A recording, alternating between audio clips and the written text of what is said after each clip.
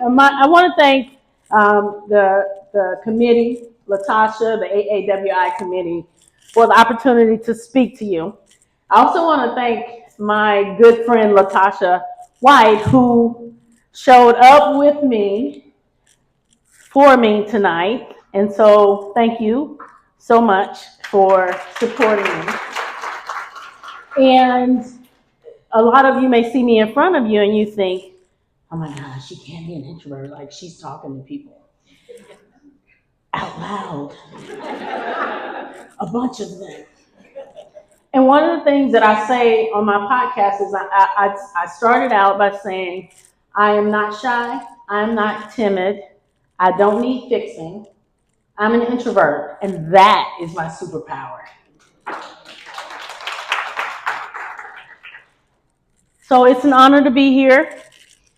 I was sitting looking out my window one day, and I thought, man, the sky looks blurry. It looks murky. I don't understand what's going on. Is it gonna rain? Like what's gonna happen? I don't get it. Like it was clear just a second ago, and then I put my glasses on, and it was blurry. Well, my glasses was dirty. And what happened is that prevented me from being able to see clearly. And many of the difficulties that we face are within us. So we think the battles are external, but the battles are an inside out battle. And it's the same way with self-care. So I'm going to give you a little disclaimer. I'm not going to talk to you about eating right. I'm not going to talk to you about drinking water. I'm not going to talk to you about exercising. How many of you know you should do more of those things? Okay, good. I don't need to tell you something you already know. Okay? So we're not going to talk about that. Just do those things. Most of us, the battle for self-care is a battle from the inside out. We're smart. I look around the room, beautiful women, like absolutely gorgeous, beautiful, beautiful women. We're intelligent, and we know what to do. We read the books on self-care, and we know we're supposed to do it because that's the thing we're supposed to do. We've read the books, right? But we don't. And we know that when we do it, we're better for everybody else. But we don't. And then when we don't, we take out the bat and we beat ourselves up, especially if you go through a season where you get run down and you get under the weather and then you're like, oh my God, I knew I should have been taking care of myself. I was taking care of everybody else. I wasn't taking care of myself. And you get the bat and you just go. Well, that's not really helpful. That's a battle within. We don't have one thing on our plate. Well, I won't say that. That's assuming. So let me take a poll real quick. How many? Raise your hand if you have one thing on your plate. One. If you got at least one thing, raise your hand. Oh, okay. All right. Raise your hand if you got it. Raise the other hand if you got at least two things on your plate. If you got at least three things, nod your head. If you got at least four things on your plate, wave your hands in the air and probably like you just don't care. Right, that is us. Like, I get it. I get it. And I'm not talking to you from a place that I read it in a book and I thought, man, it would be great if I could share with him this concept that I read in a book. I get it.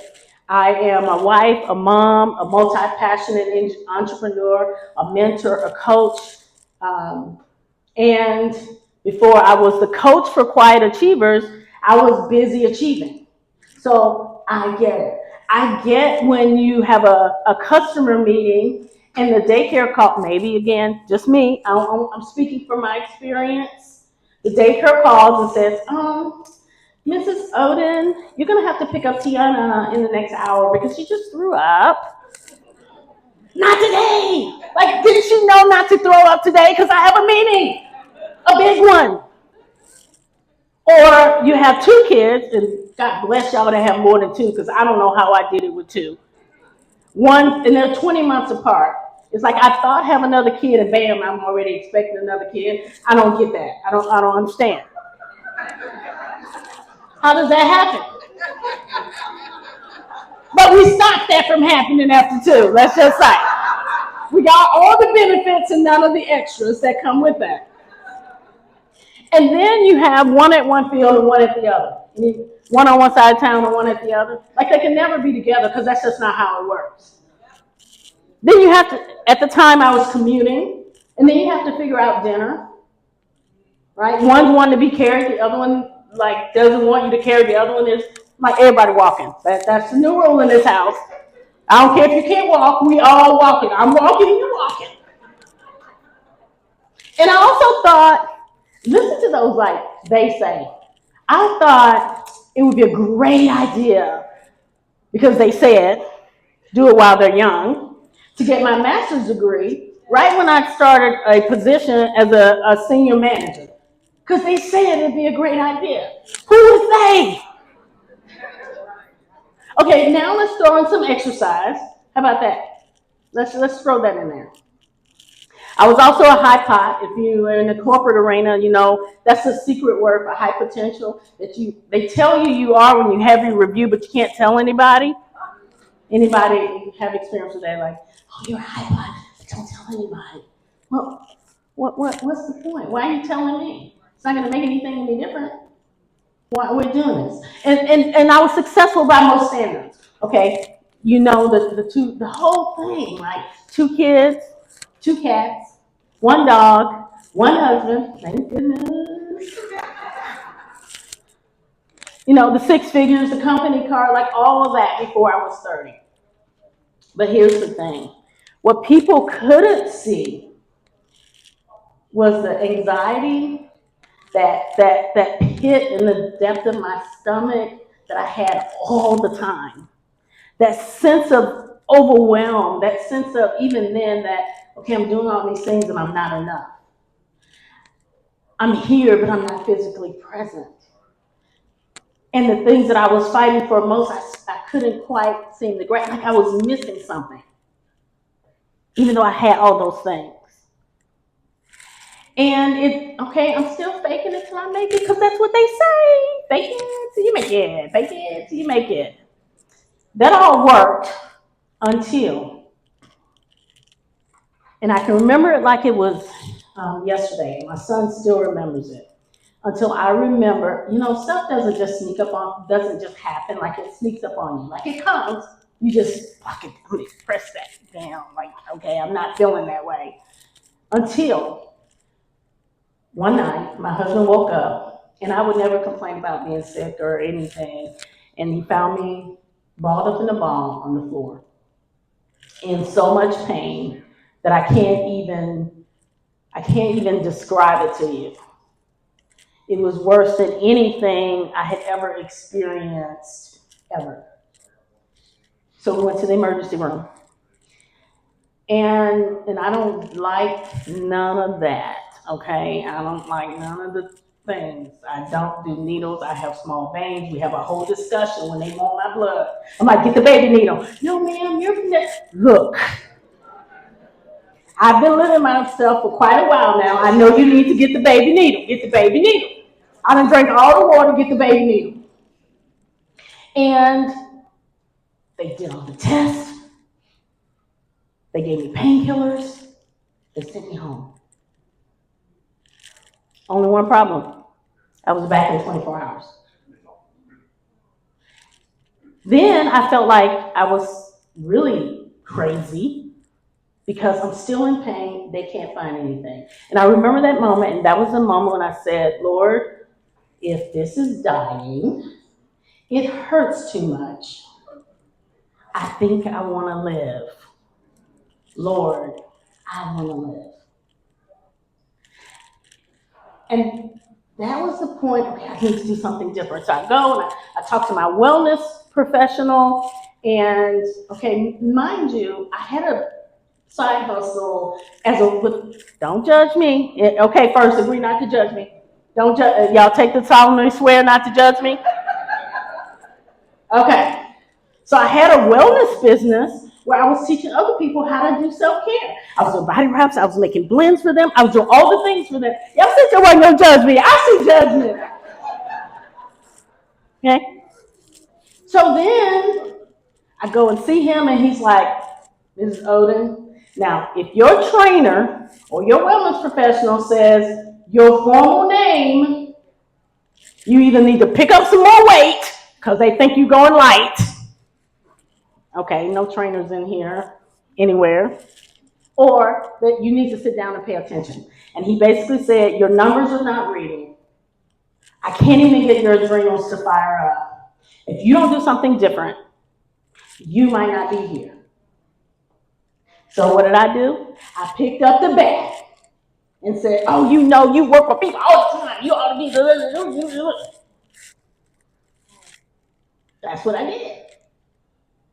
So what I want to give you today, I bought props. Props are always good because they distract people when you can't really talk very well, or like you're an introvert and you want to distract people from you. You just weigh the distraction, and then you can take a little breath, and nobody's paying you any attention because they're like, well, what is she doing with that? I got tricks. I got tricks. So that's what I want to give you 5 things that you can do that will help you to make self-care a standard. They're simple, they're practical, they're empowering. You'll get to practice one of them tonight. So get your phone handy. So I don't want you to have to dig in your purse and get it when I tell you to go, because we're going to have to go, right? When I say go, we're going to have to go. So get ready. Put down the bat, pick up the pom-poms. It's not an option if we decide it's a standard. You hear what I said? It's not an option if we decide it's a standard. Yes or yes? For the standards in our life, that's a standard. But I'm going to give you some things. They're going to be simple. First one, check yourself. Don't entertain every thought you think. Okay? You do not, it comes in, you don't have to pick it up. If it's a poo thought, let it lay there. Don't pick it up, don't rub it on you, don't smell it, don't dance around it. It's a stinking thought. So I choose not to accept that. Checking your thoughts is self-care. And you don't have to pick up nobody else's stinking stuff either, by the way. If their thinking is stinking, just look at it. I tell my coaching clients that because they're like, why you pick it up? You know it was stinking when you looked at it. You don't need to pick it up. So self-care is watching where your mind is stepping. Remember I said it's an inside out. The second one, practice positive self-talk. We're going to do it right now. Okay, how many of you go to the bathroom at least once a day? Okay, we're not going to we're just going to go once. I'm not going to make you raise your hands or anything like that. At least once a day. Every time you walk past the mirror, because I know you're looking at it, because you're looking at it and you're like, oh my God, I don't like that. Flip it. Stinking thinking. Every time you walk past the mirror from today on, find something to say good about yourself. We're going to practice right now. Get your phone out, turn it on. You can put it on photo, or you can put it on video, or you can record it, or you can not record it. What I want you to do right now is look at your phone and tell yourself something that you like about yourself. And you can say it all at one time. You can whisper to yourself. I don't care how you say it. I just want you to do it.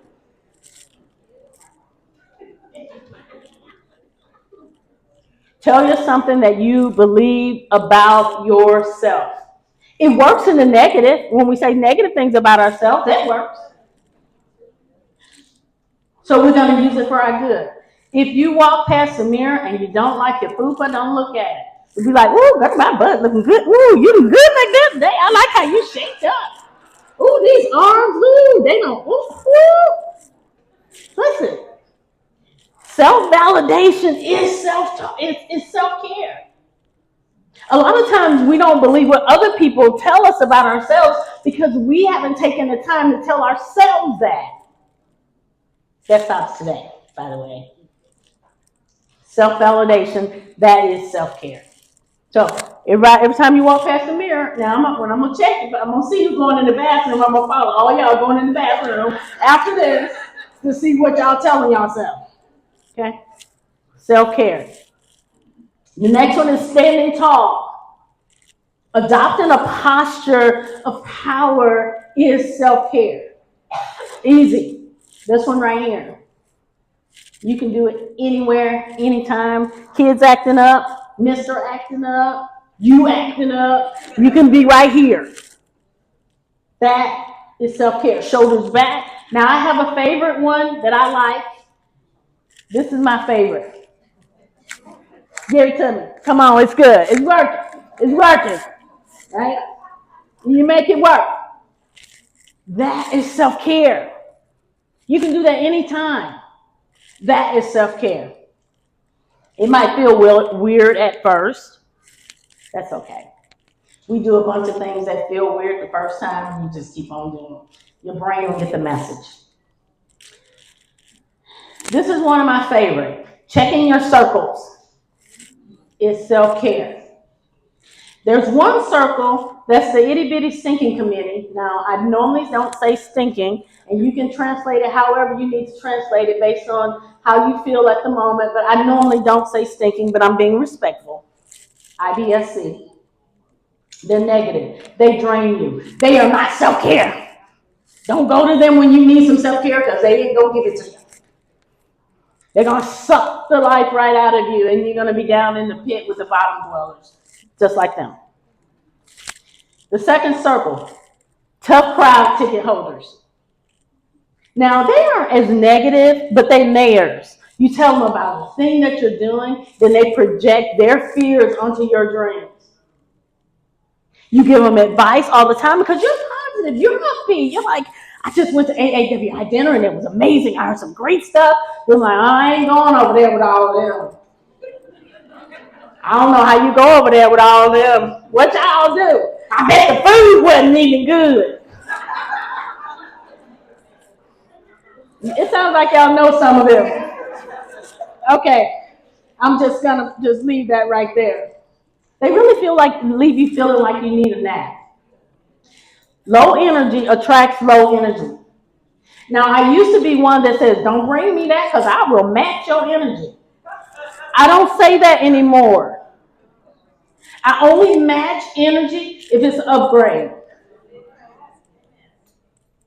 Everybody energy, I don't want to be matching. And then the third one, down with me. That's the circle. It's usually smaller, but those are the ones that you go to and like, especially starting out as an entrepreneur, and I started out in wellness, and I'm doing essential oils, and I'm coaching, and I'm working, and people are like, well, I don't know why you're doing that, Stephanie, but I'm with you. What we doing? Where we going? They're with you. Those are the ones you want to look to when you're looking for self-care. Don't call your IBSC. Don't ever call them if you can help it. And then don't answer when they call. When your neighbors reach out to you, check your energy. If it's low already, don't pick up. Except if it's me. If it's me and I call you, pick up. Because that means I need you. So pick up. I'll do my best not to be real down, but I need you. And self-care is plugging into energy that energizes you. Again, you can do this. Gratitude. You cannot be grumpy and glad at the same time. It is not physically possible. You cannot. One of the things I do is every day I write out 10 things to be grateful for. I don't try to analyze it. I don't say, oh, I repeated yesterday and this is that. No, 10 things. It literally changes the chemistry in your body. It changes, get that, it changes the chemistry in your body. They did this thing and they did water crystals and gratitude was pretty and angry was ugly. You can look it up. Google it. You can Google anything. And say, for example, you did your 10 things in the morning and you're like, oh, these people today, they don't work all my nerves. Stop. There's no limit on gratitude. You can go back later and you can make another list. it's okay in the moment. So that's gratitude.